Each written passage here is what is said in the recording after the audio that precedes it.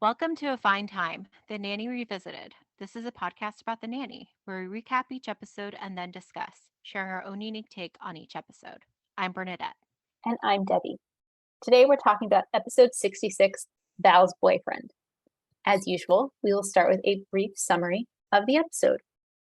While at a coffee shop, hoping to attract a man, Fran and Val are approached by a guy who is actually interested in Val. Suddenly, the world has gone mad. Val has a boyfriend and Fran doesn't. Left without her best friend, Fran is forced to improvise, seeking to fill Val's very large shoes, first with Brighton and then with Maxwell. When Val and her boyfriend Polly stop at the Sheffield home so Val can use the bathroom, Fran inquires whether Polly can dig someone up for her. After agreeing that they'll all be great friends, Polly makes a pass at Fran. Fran passive-aggressively tries to get back at him for making a move on her, but then concludes that she imagined the whole thing because she was jealous. When she apologizes, he sweeps her off her feet with a kiss, only to be caught by Val. He defends himself, saying that Fran kissed him, but Fran rightly protests, and Val believes her, and the two chase him out of the Sheffield home. Friendship still intact, they bemoan his antics, but agree that he was some kisser. Meanwhile, Cece quit her job after Maxwell declined to make her his partner. Niles obviously misses her and tries to fill the emptiness in his life by stuffing his face. Cece relies on Fran to convince Maxwell to get Maxwell to ask her back, and Cece ends up being named executive vice president with 2 full points in the company. Bernadette, do you have anything you want to add?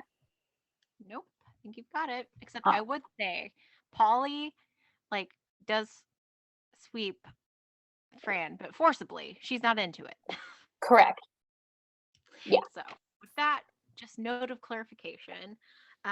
Scene 1, we open up with Fran and Val at a coffee shop, and they are dressed to the nines.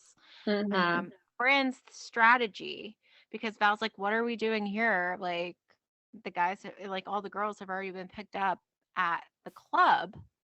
And Fran says, no, we're like shoo-ins here because, once you see those chicks under these lights, with their big hair, gaudy dresses, overly done makeup, once again, Fran is describing them. Yep, but she doesn't realize it. Yeah, they'll look like a couple of hookers. Exactly. So again, Val is kind of bemoaning how she's never going to meet anybody. She's such a loser. And Fran's like, oh, you're your own worst enemy. Here, a guy could come up to you and say hello. And at that time, a guy who we later learn is Polly comes up to Val and asks for her name and number. And at first, Fran's just like, oh, are you the owner of the Porsche we backed into, or something like that? And the guy next to them at the table is like, what Porsche? Porsche? And the friend's like, what Porsche? And then it takes a second, but then Fran registers, are you making a move on Val? And Polly confirms it. And Fran, in the loudest voice, is just like, oh, a 3-year drought is over. You're not going to be an old maid. Play hard to get. And immediately, Val puts on a hard to get face. But it's a very quick opening scene, again, just establishing that Val has now met Polly. Do you have anything to add to that scene? The only thing I want to add is that, as you said, Fran says to Val, at any time a guy could come up to you and say hi, at which point Polly comes over and says hi. And Fran says, do you mind? We're talking here. Yeah. Exactly. Is totally oblivious. Anyway, shall I take us to the office? Yes.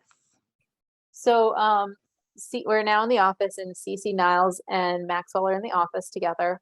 And Cece had printed up some sample business cards, and Maxwell basically says, I don't care, go ahead, pick one, this thing doesn't matter to me. He looks at one and says, Sheffield should be bigger, and she's like, I agree, that's why I think we should go with this one.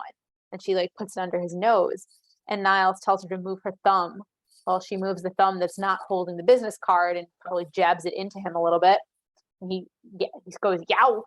The other one, Maxwell takes the card, Sheffield Babcock Productions. He's incredulous that she is proposing this. And Cece stands her ground. Yes, Maxwell, it's time I got some recognition. I perform a very important function around here. And Niles can't help but chime in. Oh, that's true, sir. That couch would be floating all over the room if she weren't here to hold it down. And Cece continues with her pitch that this partnership discussion is long overdue. You always find a way of avoiding it. And Maxwell's like, I don't try to avoid it. And at that precise moment, Fran is walking by. Oh, Miss Fine, do come in. And she's like, I didn't break it. He's like, what? She's like, my diet. He's like, come, sit, sit, sit. And he taps his desk. So how's that wacky family of yours? And she's happy to have someone to talk to. And she starts going through the update on her family. They scrambled the spice channel at Grandma Yetta's retirement home. So there have been 2 freak pregnancies. And Ma's mole, the one that keeps changing colors. Well, thank God, nothing. The doctor called it a mood mole. Dad wasn't so lucky. That burning sensation he has, and Cece's clearly had enough because she cuts her off. Shut up. He doesn't really care. He's just listening to your blather to avoid talking to me. And Fran just kind of looks over, looks back. Well, anywho, the burning sensation. Well, and the Will's kind of like offended. Well, yeah. She's like, anyway. Exactly. She's offended, but then she continues. And Cece cuts her off again. Nanny, fine. Wouldn't you rather share this mindless dribble with your friend Val? Yes, I would, but she's not around that much ever since she found herself a boyfriend. And then everyone laughs.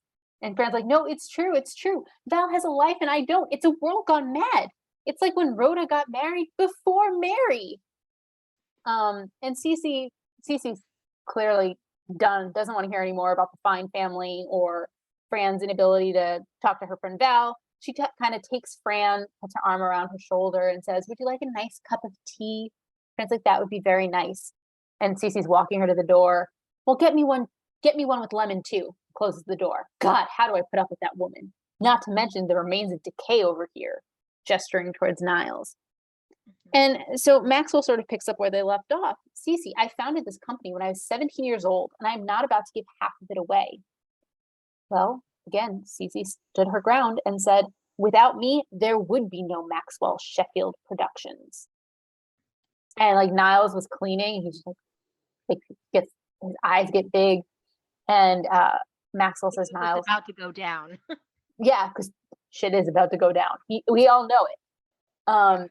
Maxwell asks him to leave the room, and Niles says, absolutely, almost done here. Meanwhile, he's reached over to the potted plant, throws dirt on the floor so he has more to clean up. Yeah. And Maxwell says, now look, Cece, I already produced 7 shows in England before you became my secretary. And Cece's like, oh, I forgot about those shows. What did the critics call them? Sleepy, dopey, lousy, and closey? All right, Cece, if you're unhappy here, please don't let me stand in your way. Cece's like, fine. If that's what you feel, I quit. Oh, yeah? Oh, yeah? Cece's walked out of the room by this point, and Niles is still there, and Maxwell turns to him, why didn't you say something? And Niles is just, I'm sorry, sir. I just got so excited. I mean, she said, and then you said, and when she said I quit, well, I just wanted to roll over, light up, and watch Letterman. Which is a reference as children we would not get. Yeah. What were you going to say? Yeah, I was just going to say that. Because how he says it too, he's like, I was just so excited. I wanted to roll over, light it up, and watch Letterman. Oh my goodness. Niles, TMI. Just a little bit. Just a little bit. Would you like to take us to the kitchen? Yeah, so in the kitchen, Maxwell's there. Brighton peeks his head in. Is Fran here? No. And Brighton explains to Maxwell, over the last couple of days, Fran has taken him to buy shoes. They got a facial. I'm combination skin, by the way, if it comes up. That's what he says. Yep. And they watched A Star is Born, both versions. So Streisand, but what was the other one? I didn't Judy. catch it. Judy. Okay, gotcha. And Dad, she's trying to turn me into Val. Like, he's traumatized. And at that moment, Fran comes in through the swinging door. holding up a laser disc. It's Yentl. It's Yentl that she's holding, and she's singing, Brighton, can you hear me? No! And Brighton runs out. Um, and I will just note here, Fran is wearing like a fruit robe, like Yep. it's a fruit on it. And again, she Maxwell's asking about things like, can't you just talk to Val? Like she would love to be with Val, but she's on a date. Um, and then he offers like he can be her best friend for tonight. And he's like, what do you and Val do? And so Fran tries to push her luck, make out. Mm-hmm. And Maxwell gives her a face. It's fine. Well, we file our nails and talk about our fantasies. Um, and she's can't. What did she say about her fantasies? Handsome men. Oh, so here, hold on, I'm making sure I have Because it. So I have Maxwell's. yeah, so she says, sometimes we file our nails and we talk about our fantasies, when our parents are going to move to Ah, Florida, yes. Haagen-Dazs burning fat, the usual. Yeah. And then Maxwell's like, well, I have fantasies too. Cats closing, Phantom closing, Sunset Boulevard closing. Mm-hmm. And then Fran says, yeah, sometimes you also fantasize about men. And she kind of looks at him, at Maxwell, and Maxwell starts saying, oh, well, there was that chap in Wings. I And he once kind had a dream about, of, the chap in Wings. And he kind of like then realizes he said it. And he's like, he quickly tries to extricate himself from the situation by saying, it's getting a little too intimate for me. I'm going to go watch some sports. Like yes. trying to be like very manly. Um, Yeah, he lowered his voice. Did you notice that? he was trying to appear more quote unquote manly. And so he leaves, and then uh, Val comes in, and Fran at first is like, "Oh, Val, you broke up with Polly. Well, it's all." And then Polly walks in. Oh, and he explains Val needs to go to the bathroom, and so we were gonna go to the Orange Julius, but they make you pay. So Val goes off, and again, so it's just Polly and Fran in the kitchen. And before I go on, have you noticed how Polly walks? Kind of sleazy. Yeah, and like very sauntering, kind of like very side to side. And I don't, I, it's difficult to It's explain. unusual. Yeah. Um, and then, It's funny to preface what Fran says later. He walks funny. yeah. So so they're talking, and Fran's trying to, say, oh, let's be great friends and all that kind of stuff. So she goes in for a hug and he hugs her, but then immediately grabs her butt. Uh-huh. And of Although I course, don't think Fran, we actually see him grabbing her butt exactly. oh, no, I did. Oh, we do? Okay. Yep. I remember her face, the look Yes. on her face. Yep. So he has grabbed her butt, like full on, as we will later see as well. Um, but yeah, and so that scene ends with kind of like you said, her facial expression. Is there anything you want to add to that scene? I don't think so. Okay. And again, to reiterate, at this point, it's just Polly and Fran in the kitchen. So there's no other, there's nobody else there to like witness this interaction. Correct. Would you like to take us to the next scene? Sure. So we're in the living room, and Maxwell's there, and Cece comes and walks in, and Maxwell asks her if she's come crawling back, and the answer is no. I'm in negotiations with Marvin Hamlish. You know him. You met at the awards dinner when he got the Tony and you got the onion soup. We're forming a company. And Maxwell's like, really? What are you going to call it? Bablish Productions or simply Hancock? And Cece's not taking the bait. She's like, I'd love to stay and chat, but I just dropped by to get my things. It's going to take me forever to pack up and get out of here. Well, it's obviously not going to take her forever to pack up and get out of there because Niles has packed everything up for her already and walks it all out to the car for Yeah, her. he wheels it out. Like there's like 3 boxes worth of stuff that are all in like the little, what's it called? Trolley, no, Yeah. And dolly. he's whistling as he takes it out the front door. Yeah. So Uh, then, oh, go I was ahead. going to say, do you want to add anything or do you want to take us to the kitchen? Nope. It was a pretty Pretty pretty quick. short. Yeah. So we are in the kitchen. Niles is in there. Maxwell comes in and he's saying he can barely get into his office because it's full of scripts.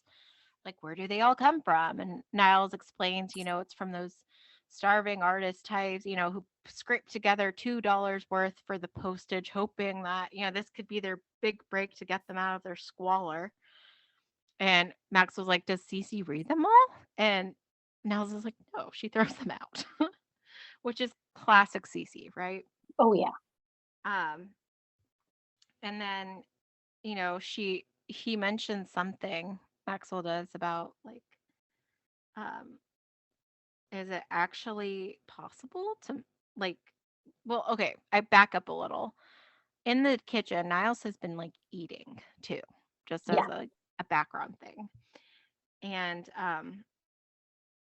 and so he had made some type of comment about how people with pets live, or was it Maxwell? People with pets live longer. No, that's He was- Niles to Maxwell. Okay. But he's also stuffing his face, and it prompts Maxwell to inquire, is it possible that you actually miss Miss Babcock and you're substituting food for insulting her? And of course, uh, Niles denies this, but then he goes He to the, says it's ridiculous. yeah, I but don't know what then you're talking about. he goes to the refrigerator, opens the freezer. Where's the quart of Chunky Monkey? Behind the, like where's the quart of Chunky Monkey behind the peas? And Fran at this point is in there. Oh, been there, done that. Yep. So again, we have Fran asking Maxwell for his opinion because he's Mhm. kind of trying to still, I guess, process what had happened with Polly. And um and so she is wanting, like trying to say, Polly made a pass at me and immediately, which I don't like, Max was like, "Oh, maybe you imagined it all." Right. And so she's like, "Well, let me show you like what happened." So Maxwell comes over and she demonstrates, like huggy, and then she like grabs Maxwell's butt and holds on, and he like, "How do you do?" And he asks like, "Did he actually hold you like this for this long?" And she's like, "Oh, it's a little dramatic license of something that really happened." And then Maxwell proceeds to be like, "Oh, well, maybe you just backed into a drawer." And Fran's like, "Well, no drawer does that. If they did, I would live at Ethan Allen's." Right. And then he says, "Well, maybe you are just jealous, um, you know, that Val has a boyfriend." And Fran's like, "No, no, no. There's no jealous, bone in my body." And then there's a comment from Niles, "Well, you have been acting weird lately." And he's there with a banana dipping it into like chocolate sauce or something Hmm. like Which that. looks really good, by the way. Yeah. But he's just like, again, missing Cece. He would deny that as well, as He he would. has.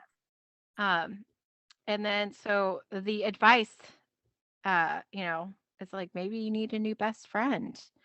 Um, or she says, Fran says, maybe I need a new best friend. And Niles then kind of has some reflection and says, I just need good sing at Miss Babcock. Hmm. And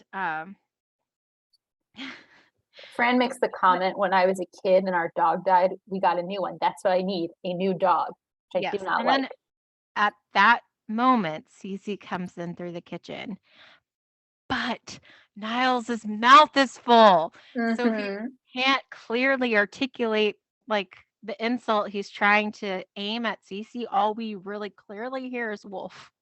Woof, woof. Wolf. Yes. And he looks like very frustrated with himself for having his mouth full. Um, and then Maxwell makes the comment, Miss Babcock, you're more punctual. than you were when you were getting paid. Um, you know, maybe that's the benefit of firing. Maybe I should fire her, pointing to Fran because Fran's late as well. And then Fran's like trying to say there's a difference between her and Cece. Miss Babcock commutes. I just live upstairs. Oh, Exactly. she's digging herself a hole. This is not helping her. But then Cece has a manila envelope and she's just explaining she stopped by because to give Maxwell the contracts that she had at her apartment. And to set the scene a little bit, Maxwell's at the kitchen table and his back is to the counter where Fran and Cece are. And Cece like puts the envelope on, kind of like tosses the envelope in such a way that outslides the National Enquirer. Or, yeah. Mhm. The And Inquirer. yeah, the Enquirer. And so, of course, um, Fran immediately picks up on well, I mean, like, she does what Cece wants her to do, and that she Exactly. looks at it and she's like, "Oh my goodness, you're on the cover or whatever." And then so Cece then takes it and tosses it in front of Maxwell. And I gotta say, Exactly. I'm impressed that I wonder how many takes it took I to get know. it to land perfectly in front of Maxwell. And and immediately Maxwell's like, "Oh, look at this," and Cece's kind of in an anticipation. But Maxwell says, uh, "A miracle dog landed a plane." Peppy, charming Peppy the Chihuahua, Chihuahua. Yeah. starts reading it, and she's like, "No, no, no," below the puppy, uh, Peppy, and it's an article talking about how there's a partnership and talks between Cece and is it Marvin or Melvin? Marvin. Marvin Hemlish, and so he's like, "Oh well, good for it," or something like that. He And says, she's like, "Oh, "Congratulations, you're in good company." oh yeah, oh well, thank you." He is no, I meant Peppy, and so he leaves, and then at this point we have an interesting interaction between Cece and Fran because Fran starts to say something to Cece, and immediately Cece says, "Love to," and then Fran's like, did it, my treat." And she's so Fran's like, "Oh, okay, like let's go eat. We have a lot to talk about. Like, we'll drink." Exactly. So we are left with Cece and Fran going out together to eat. Do you have anything to add to that scene? I do not. Okay, can you take us to the restaurant?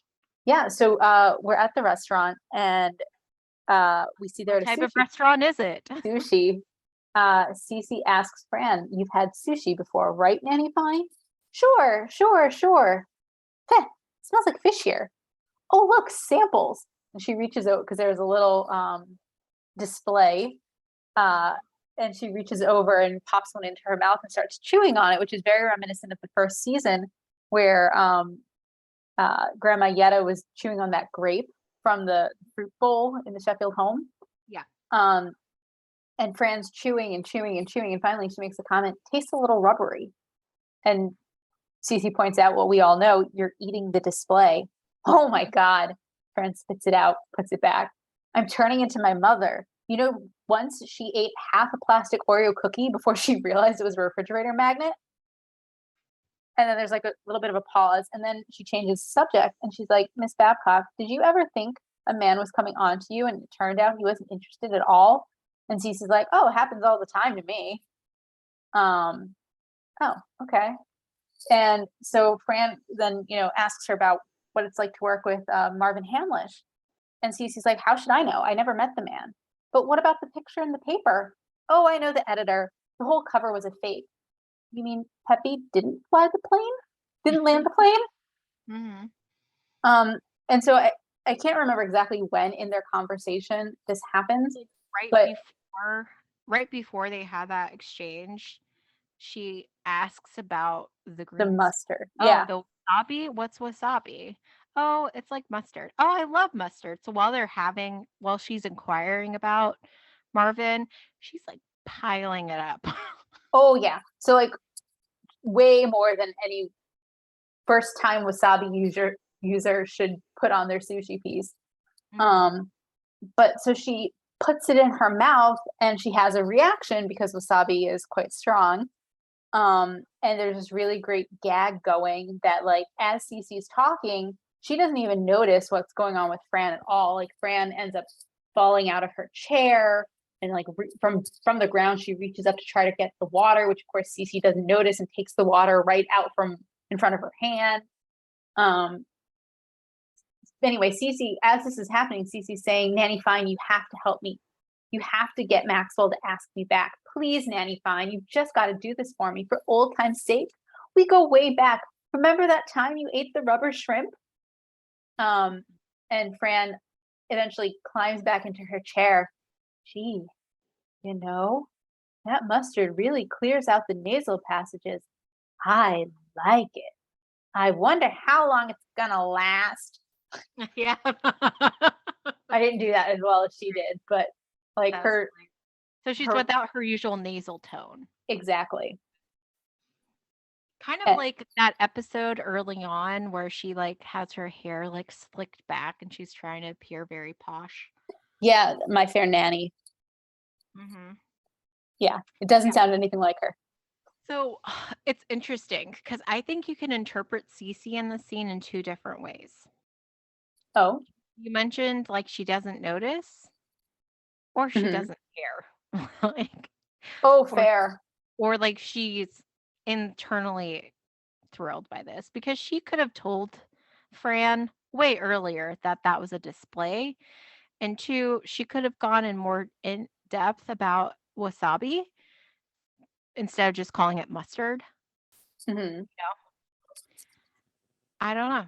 I think I'd be curious, listeners, how would if you've watched this episode, how would you interpret Cece in that particular scene? Yeah, I'd be curious too because I mean, I've seen this episode innumerable times, and I've Mhm. always just assumed that I've always read it as Cece not noticing because Cece's so self-involved with her little Yeah, spat and with that's Maxwell. that But you're right. perfectly well may well be.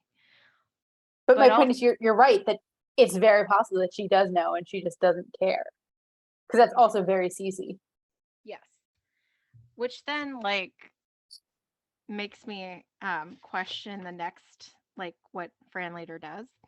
But Fair, before that, can I take us to the living room? absolutely. So Maxwell is explaining to Niles, I believe, that he can't be as insincere as Cece. He's been calling people sweetie darling all week, and it got it to the point where Harry Firestein has asked him over for pesto. Um, Hmm. and um, so Fran, at this point, Cece's asked her to help, and Fran, like he invites Fran to the benefit, and it's, like, oh, or like I think Fran inquires, oh, are you going to go with Miss Babcock to the benefit? And he's like, well, I was thinking of asking you. Okay, I can't worry about the world. Hmm. And at that time, uh, Polly's at the door. So she opens up, lets him in. He explains that Val stepped in dog doo, so she's gone to go buy a lottery ticket. Um, Allegedly thinking that must be lucky. I have never heard that otherwise, but sure. Yeah. And so Fran kind of opens it about the other night. Yeah, I sorry, when you tripped, I stepped on your hand, and Polly kind of holds up his hand and you can see it's bandaged. Yeah, that wasn't an accident. And then he's like, really? What about the hot soup? And he kind of covers his private area. Hmm. Let's not believe let's not believe this. And Fran's like trying to apologize, saying like, I thought you were making a pass at me, but really I must have just been jealous and all that kind of stuff. And Polly then sweeps, Fran into a kiss. And it's obvious too, like not something that she wants because she is kind of struggling. Mhm. But at that point, um, you know, Val comes in at the door and she sees this and yells out and stuff. And Polly's like trying to play it off as if it's not his fault. He's Right. like, she kissed me. Luckily, I'm so happy Val does not take this. I know. She's like, I saw what I saw, and he's walking funny out. And they both agree, he's a slime, low life, sleaze, but a hell of a kisser. But I just gotta say, I was so happy Val didn't do the classic, um, m- like turning on the female Mhm. thing, like didn't buy into his BS, basically. Um, After he just assaulted her friend. Sorry. Right. Right. I want to just add a little bit of detail to that. So when Val comes in, she yells Polly, and Polly lets go of Fran, and he says, "Val, this is not what it looks like." And she says, "Well, it looks like you're kissing my best friend." He's like, "I was wrong, but this is very similar. She kissed me." And then Fran says, "Oh, Polly, you better tell the truth, or you're going to be walking funny." Yep. I'm thinking you've been in this situation before. And then Oh, yeah. Okay, now I'm getting that line.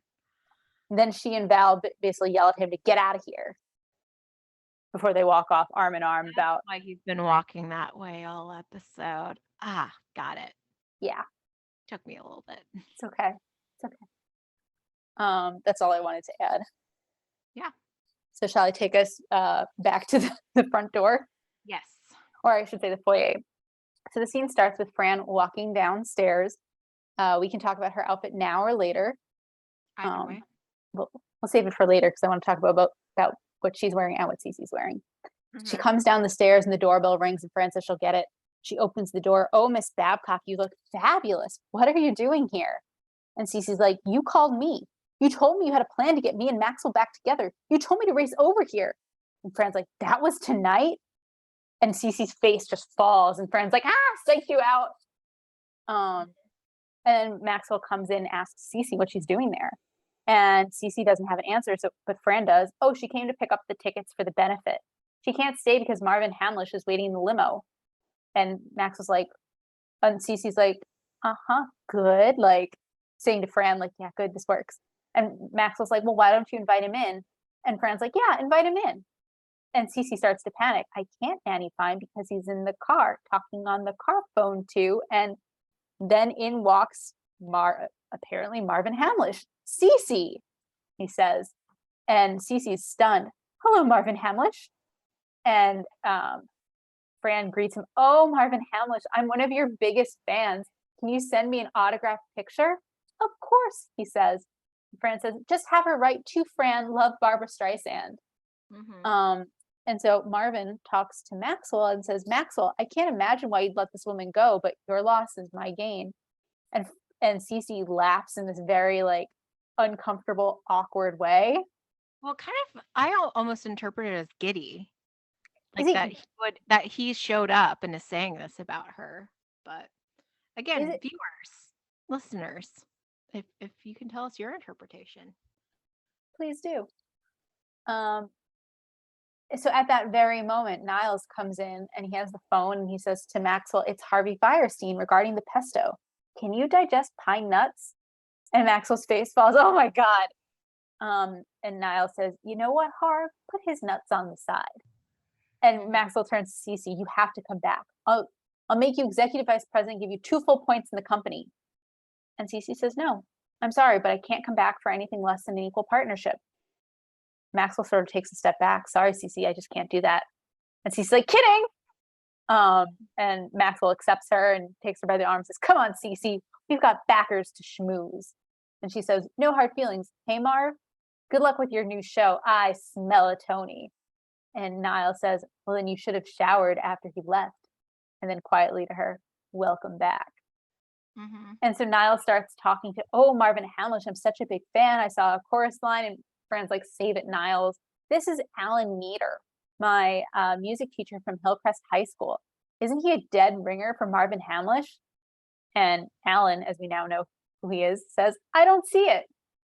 Um, Mhm. and he goes and he sits himself down at the piano, and Fran says to Niles, "Oh, I tell you, it's so pathetic. The poor guy living in the shadow of a genius, but no real talent himself.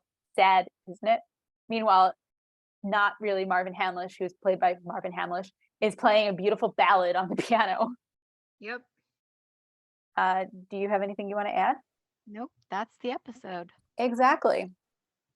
Is there anything you want to talk about thematically before we get into our shticks? I think it might come up through the Okay, shtick. So, that's is there fine. anything though you want to talk about? No, I'm happy to jump right into the shticks. Okay. Can so favorite fashion? I think we need to start with Cece versus Fran's benefit attire. Mhm. So Fran's attire is a low cut dress that's like gold and cream striped. Yep. Um, The bottom, like the skirt's kind of the chevron pattern. right. Um, and at the top, it's sort of a halter neck.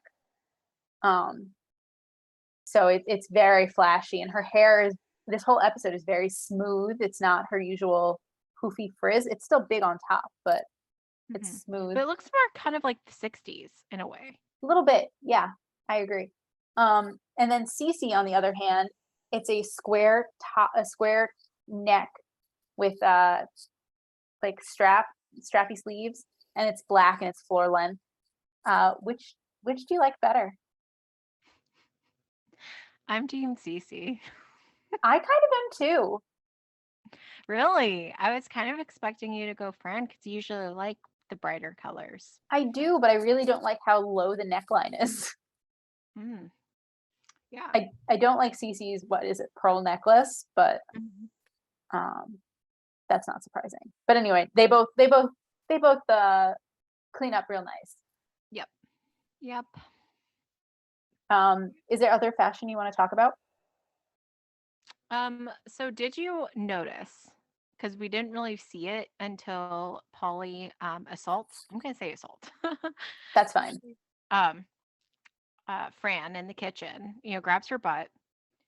Did you notice the banana on her robe on her butt? I did not. I thought that was like an interesting choice because again, we finally get some of her robes um, that were alluded to last time. We didn't get to see at first, because she Right. came to breakfast dressed last episode. Mhm. Um, but we saw her in more robes this time because, well, I guess that one. And I don't think it's one we've seen before. I don't think so. But of course, she has so many of them, it's hard to definitively say yes or no. Yeah. Yep. And what about you? Did you have any fashion you wanted to discuss? I guess I want to go back to what Fran and Val were wearing in the first scene with the gaudy dresses. I actually kind of like Fran's pink dress. So with Can you the describe it yeah, again? so pink. So what's interesting to me is that um they're at the same coffee shop, obviously, but they're sort of dressed for different seasons. Like Val is wearing black tights with black heels and then long sleeve with a cutout on the chest, like a black dress, but long sleeves. Fran, on the other hand, does not seem to be wearing stockings or tights and is wearing a short pink dress with a spaghetti strap and like a sweetheart neckline. Hmm. I like Fran's dress, but I also imagine if it was winter, she'd be very cold. Yeah. Yeah. Maybe she has her Muppet jacket checked. Maybe, but I mean, I don't know about you, but in the winter, like I'm the type of person who, even if I'm inside, I'm usually cold. Yeah. Yeah. So, Unless the the only heater's cranked up. even then, I'm probably cold. I'm Hmm. always cold. Um, the only other fashion I want to mention is what Fran wore when she and Cece went out to lunch. Hmm. She's wearing this like checker box dress, but the checker boxes are like multiple colors, like green, like teal and purple and pink and red and brown, and it's something that's very Fran. Hmm. Yeah. So It is very Fran. that's all I've got for Okay. favorite fashion. Do you have any others? Nope. No. All right. Notable New Yorkers. I feel like there weren't that many in this episode either. No, because I mean, there's the consistent one, which we'll get into in a sec. I mean, for products, there's the Porsche. I feel like we've probably mentioned that before, but a nice car. Um, and like primarily, I feel like, she does make a comment about Rhoda getting married before Mary. Do you know what that's a reference to? Yeah, the Mary Tyler Moore show. And Rhoda. And Rhoda. It Yes. was a spinoff, right? Yes. Actually, when I Googled, I literally Googled Rhoda getting married before Mary, because I was pretty sure it was a Mary Tyler Moore reference. And I came across an article in the New York Times from 1974, so from their archives, and I quote, "After a long run as the unmarried best friend of Mary Tyler Moore in Minneapolis, Rhoda has returned to New York to find fame and solid ratings this season in a series of her own," end quote. And then there's a whole discussion about how it was an hour-long special for her wedding and a number of the jokes that they played. And anyway, it was just interesting to me that there was an article in the New York Times about it. And before that reference, they mentioned the Spice Channel again, which I believe we've discussed before. We did, in that episode where I think it was the Dope Diamond, where Sylvia makes that inappropriate comment to Maxwell about how Morty loves the Spice Channel, and let me tell you, he's learned a thing or two as well. hmm The Spice Channel is a pay-per-view channel of adult content that was launched by Playboy Enterprises back in 1994. That's according to our friends at Wikipedia. Yep, we got another Letterman reference this episode. Yep, late night show. Yep. And then we have again Barbara Streisand a couple of times.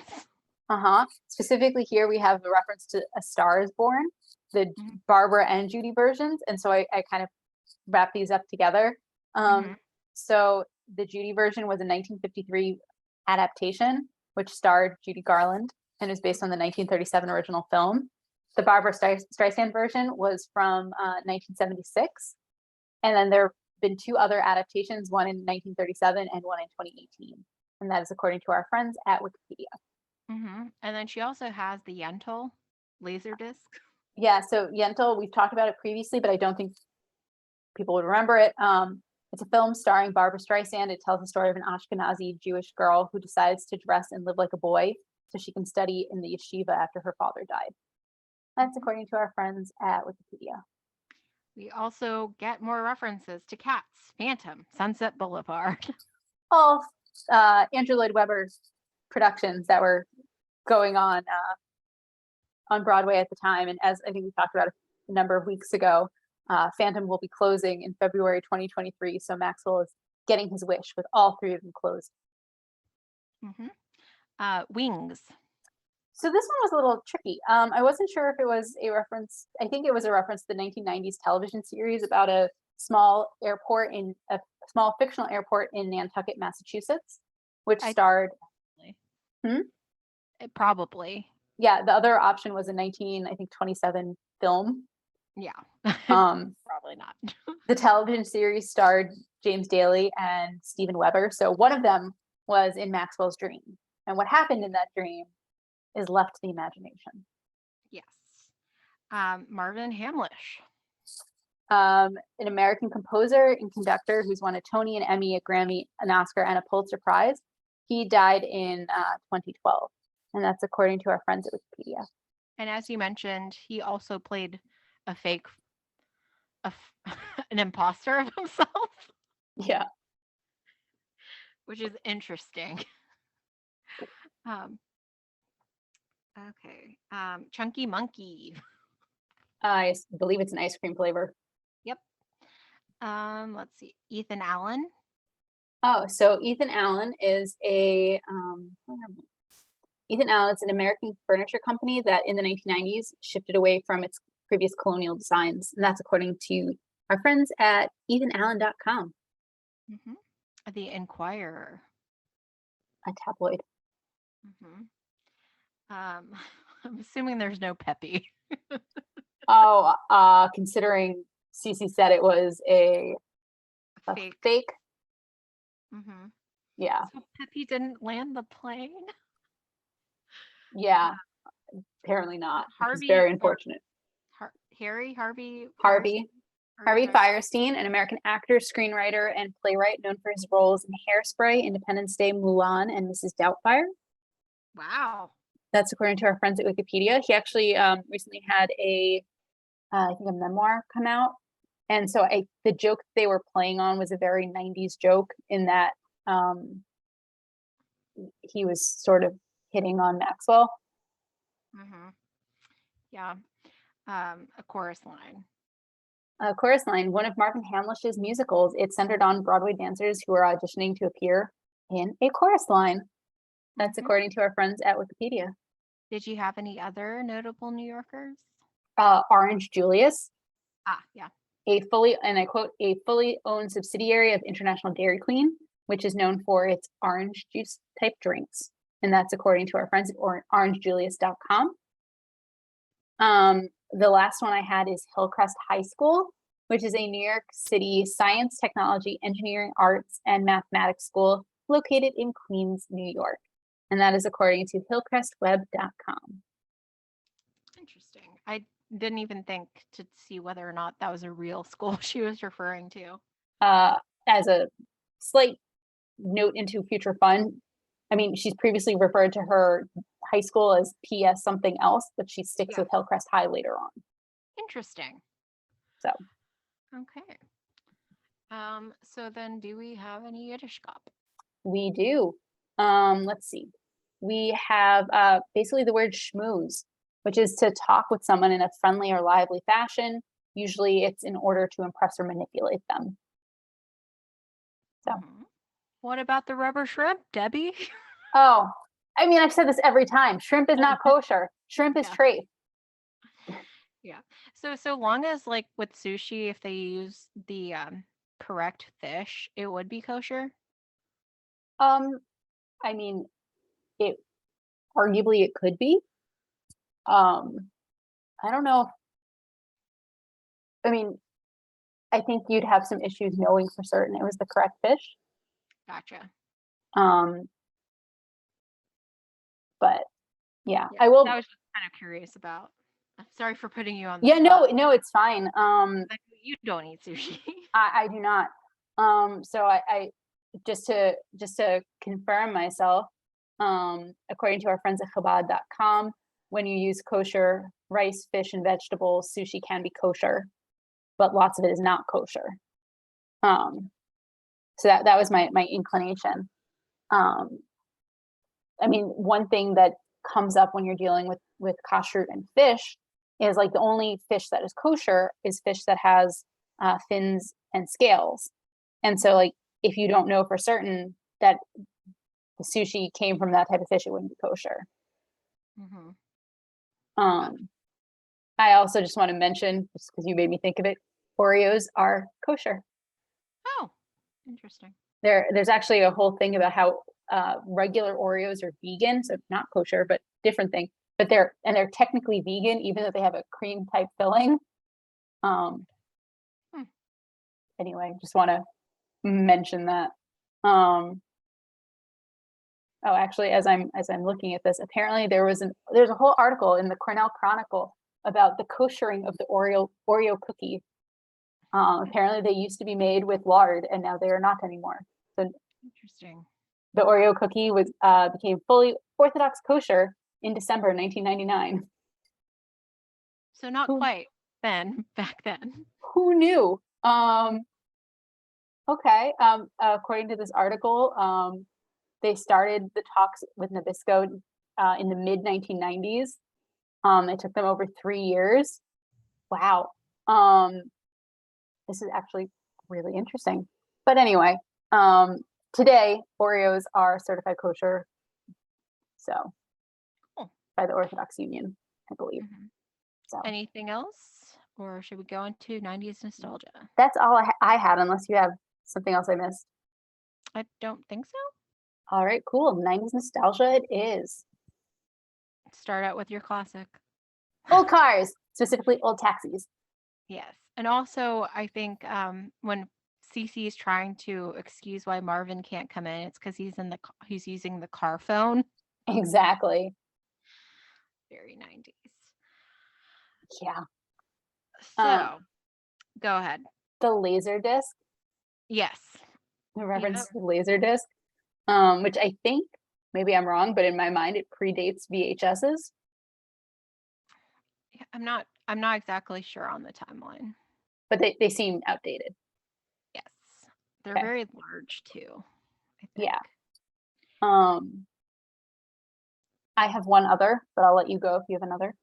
Well, I don't know if we're both going because you kind of alluded to this before. Go ahead. It was very a 90s kind of joke with Harvey Firestein. Hmm. Go Same ahead. thing kind of with like Maxwell making the comment he had that dream about that chap from Wings. Hmm.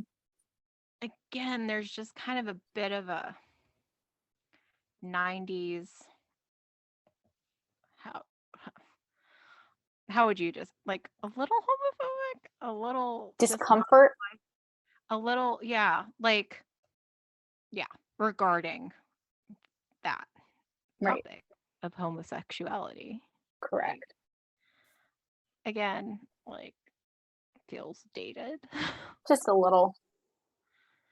um so that what you were gonna No, say? that was not what I was going to say. I was going to say something way more minor. Okay. Um, Okay, go ahead. in that scene where Brighton pops his head into the kitchen, is Fran here? No. Oh, thank God. He talks about how Fran dragged him to go shoe shopping, and he makes the comment, "Those people deserve medals." It sort of feels a little dated, shoe salesman, because I feel like a lot of Ah, places now will just like put their shoes like they have on. those mats too. Where you Yeah. just Like I feel like it's less likely that you'll walk into a store to buy shoes and someone will be there to help you. You'll just probably go and pick out the shoes yourself and try them on. mhm. That was just me. And Yep. then I'm out. And then I feel like Cece's attempt to fool Maxwell by using a fake cover of a tabloid wouldn't have worked as well because he could easily Google to see if there's any action on that True. front. True. Yep. Okay. Do you want to give us some future fun? Sure. So I kind of already hinted about this, but Fran Fran's alma mater changed from the normal PS like public school to Hillcrest High. And actually, she later dates Maggie's much older boyfriend's friend. And when she meets him, she talks about how she graduated from Hillcrest High in her senior year. Um, and actually, just on that note, in I want to say season 5, Fran and Val actually go to their high school reunion. So that'll be fun. And actually, there's a guest appearance by Ray Romano, um, talking up his then new show, Everybody Loves Raymond. So there's Mhm. that. Um, also, Cece. So we see how Niles did with Cece, out of the house briefly. In season 5, Cece ends up being committed. Um, and it corresponds with when I think Lauren Lane was recovering from childbirth. But Niles really goes off the deep end in missing her and continues with his, shall we say, unhealthy food habits. He Oh. actually makes a cake that is decorated with Miss Babcock's likeness. What? It's like a sheet cake that has her picture on it. And at one point, when he's offering it to, I think, Brighton, he makes the comment, "Would you like some chin?" She has 5, she has 7 of them, Oh my something like goodness, that. Niles. Although in fairness, he does also go and visit her in the asylum, Mm. and he makes comments to add to her, shall we say, mental distress. Mhm. That's an interesting choice to handle a real life paternity leave. Um, it works very well with the plot, which I will not get into. Okay. But yeah, it is sort of a weird way to get rid of someone. Um, so there's that. Let's see, what else do I have? So we both kind of noted that, well, you noted when you were describing the scene that Maxwell, after he mentions his dream about the chap from Wings, he says, I'm going to go watch some sports and like drops his voice. Later this season, Maxwell goes through an actual sports phase while Fran is dating a member of the New York Rangers. Hmm. And spoiler, they win the Stanley Cup that year on the show, even though at that point they hadn't won since 1994. So there's that. And then finally, the last point I'll make is that Val, Fran makes that comment, you won't be an old maid. Val is actually the last member of their high school class to get married, last woman in their high school class to get married. Mm-hmm. Okay. So, episode rating. I think it's your turn. It is my turn. I love it when it's your turn. So, a couple of things, I guess, to preface. This may shock you. So, we've already kind of talked about kind of those outdated, not really funny jabs at Mm-hmm. the gay community, that kind of stuff. But there's this throughout the episode that we haven't really touched on yet, is how everybody's so shocked that Val has a boyfriend, that there's just this continuing kind of like Fran even's like, before me and all this kind of stuff. And I don't know if I can articulate this very well. It makes you Uh, uncomfortable, is what you're getting at. well, I think it kind of gets a little deeper in that. Oh man, I don't know if I can articulate this very well. But like thinking that Val is undeserving of love and affection, or at least she has to wait her turn until after Fran, who everybody believes is more conventionally attractive, or in the series, they play out she's more intelligent than Val, or like whatever, like that. Like, I feel like that's feeding into like societal commentary on it. Like, it's not good. Mm-hmm. And I'm not sure if I'm articulating it very I well. get what you're saying, but I guess I wonder if I'm not sure. I mean, I think you're right that on one level it is that commentary, but I think on another level it's more a commentary on female friendship, that like there's sort of a hope or expectation that you and your best friend are going to make the same life, like your life events are going to go at the same pace or at the same speed, and that you're going to do those things together. And so like Fran's commenting like it's crazy that she has a boyfriend and I don't. Yeah, but my counterpoint would be then why did Maxwell, Niles, and Cece all laugh and think it's unimaginable? Touche. So, I mean, that again, I hadn't brought it up earlier in our commentary on this episode, um but I don't like that narrative. Um like recently on YouTube, I found like this YouTube channel, and it's with a guy with a disability with a woman who's conventionally attractive and stuff, and they constantly get hate comments by people who can't believe that they're in a relationship. Obviously, the guy must have money, or like obviously da da da da, which is not true. Mm-hmm. And I think I mean, we're perpetuating kind of societal things, which can then get in the way of other people um, feeling worthy or accepting of themselves, or like, I don't know. Again, can't really articulate it very well. Um, I think they're pushing the very conventional idea within society when they're making those type of statements.